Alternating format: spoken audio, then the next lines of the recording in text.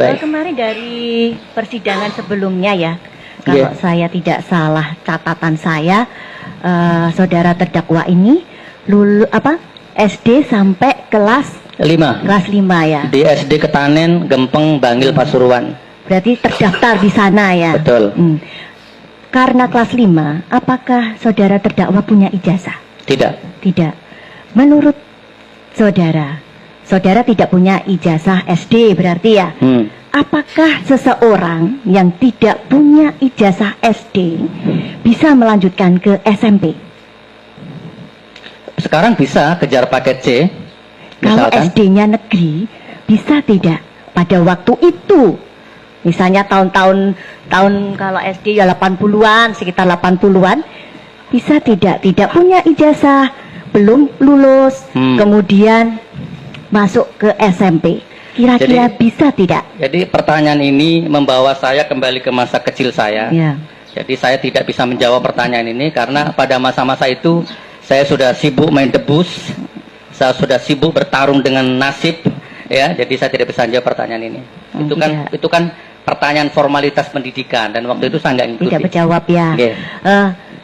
Ini kan podcastnya yang menarik waktu itu Bambang Tri kemudian diajak oleh saudara terdakwa di dalam channel saudara, kaitannya kan dengan ijazah Jokowi palsu. Sempat tidak ditanyakan kepada Bambang Tri, palsunya di mana toh? Baik. Pernah ditunjukkan tidak ijazah palsunya seperti apa? Baik, Ibu Jaksa, pertanyaan saya soal ijazah palsu kepada Bambang Tri di podcast itu yang durasinya 1 jam itu, saya yakin sudah tuntas, tas ya. Dan beliau jawabnya, Bambang Tri jawabnya nomornya palsu ya. Jadi yang dicuri menurut Pak Jaksa itu ijazahnya Joko Wahyudi yang dicuri itu sebenarnya bukan ijazah fisiknya, tapi nomornya ya. Kemudian dari abjad ejahannya, kemudian dari apa lagi tadi, nomor induk dan macam-macamnya itu. Sempat ditunjukkan nggak fisiknya ijazah palsunya? Sempat ditunjukkan tidak? Tidak, hanya menunjukkan buku yang Bambang Tri bawa itu. Oh, tapi nggak ditunjukkan ijazah palsunya ya? Tidak, karena Bambang Tri tidak punya ijazah palsu. Bambang Tri punya data A, B, C sampai Z tentang kepalsuannya. Karena kemarin tadi kan bilang nomornya yang dicuri. Kemarin sempat ditanyakan kepada Joko Wahyudi, nomor ijazahnya berapa? Dan ketika kita tanya legalisir yang ijazah legalisir Jokowi, nomornya berbeda. Sempat ini enggak? Bu Jaksa, coba Bu Jaksa nanti tonton lagi podcastnya, itu sudah komplit. Jadi kalau Ibu Jaksa menanyakan wilayah ijazah ini saya nggak bisa jawab karena itu domainnya Bambang Tri. Bambang Tri ya. Saya itu hanya intinya berarti saudara tidak ditunjukkan ya, tidak ditunjukkan fisiknya ya. Tidak. Kita cuma pengen tahu itu aja. Tidak. Ditunjukkan tidak? Tidak ya, hanya jadi ceritanya Bambang Tri. Kemudian saya juga ini, ijazah SD palsu. Berarti ijazah SD itu usia anak SD itu kan lulus kan sekitar 12 tahun ya. Kira-kira kita membayangkan di anak SD ini memalsu ijazah. Apalagi ini Jokowi. Kita fokus ke ijazah Jokowi. Usia 12 tahun Jokowi waktu itu. Punya kehebatan apa seorang Jokowi bisa memalsukan ijazah?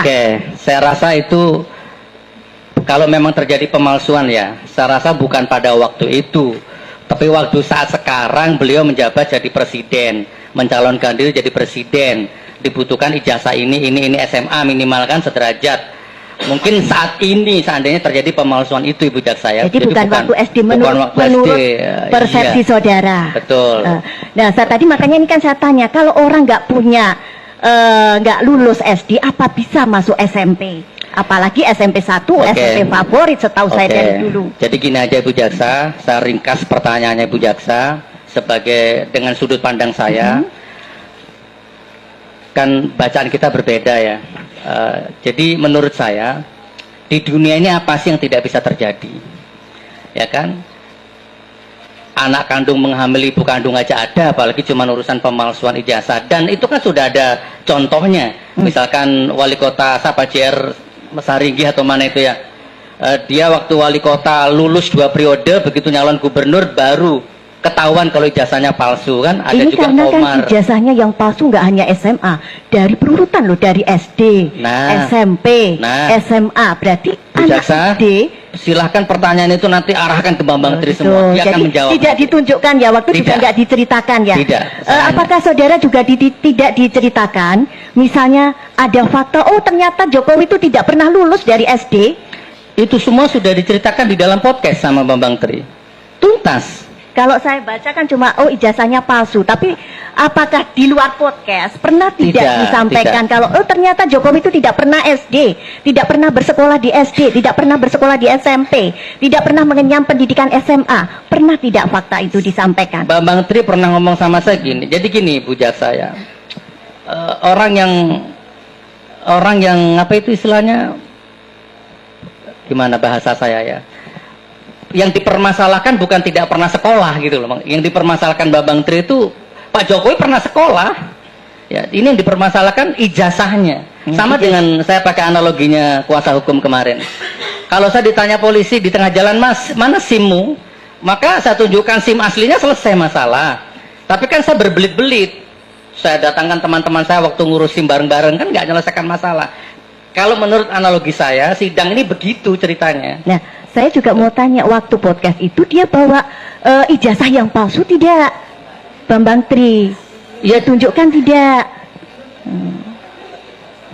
Enggak, dia Tidak, hanya bawa ya? buku itu ya, bawa Intinya buku kan yang dia tidak, tulis itu. Saudara terdakwa tidak pernah melihat kepalsuannya yang fisiknya ya. Yang diceritakan Bambang Tri itu bukan kepalsuan fisiknya ya, tapi apa tadi itu, abjadnya, Ya kan, berarti warnanya. Ijazahnya kan. Betul. Iya kan? Lebih baik Bu Jaksa tanya soal ini aja ke saya, soal mubalahnya atau soal niat saya atau soal motivasi Oke. saya, baru saya bisa jawab gitu. Dan Ya. sekarang kalau soal mubahalah, kemarin saudara menerangkan itu intinya kan sumpah minta laknat kepada Allah. Iya. Nah, padahal ini saya yang ya agak orang awam, tidak mendalami seperti saudara soal yang ulama. Allah itu kan maha pengampun, Allah itu maha pemurah, Allah itu maha penyayang. Bagaimana kalau setiap saat di perkara-perkara yang ibaratnya bukan masalah akidah, masalah simpel-simpel, harus Allah diminta untuk melaknat? Bagaimana pendapat saudara terdakwa? Seandainya Bambang Tri itu bohong, maka dia akan dilaknat sesuai dengan mintanya. Tapi seandainya Bambang Tri bertaubat minta ampun, Allah maha pengampun. Sebesar apapun dosa di dunia ini, bunuh 1000 orang aja masih diampuni sama Allah ya. Kecuali satu dosa yang tidak bisa diampuni, itu meninggalkan sholat. Jadi sebesar apapun dosa kita, Allah maha pengampun. Iya. Karena kesannya kalau mubahalah minta laknat, seolah-olah Allah itu maha melaknat, padahal Allah itu tidak maha melaknat. Allah maha melaknat. Allah maha segala-galanya. Sebentar, Tolong sebentar. pengunjung tenang Allah dulu, itu tenang. maha suka-suka dia. Pengunjung tenang dulu, pengunjung tenang ya. Oke. Maha Ya. kasih sayang, maha roman, maha suka-suka gue ya.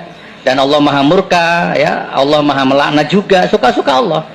Tapi kan Allah juga maha pengampun, intinya disampaikan, begitu. yang sering ditampilkan di dalam podcast itu kan seolah-olah ini kok Allah itu maha suka kita minta Allah melaknat, kenapa tidak Allah maha pengampun? Ini yang ditonjolkan. Kan yang dilaknat Bambang Tri, bukan Gitu siapa-siapa ya.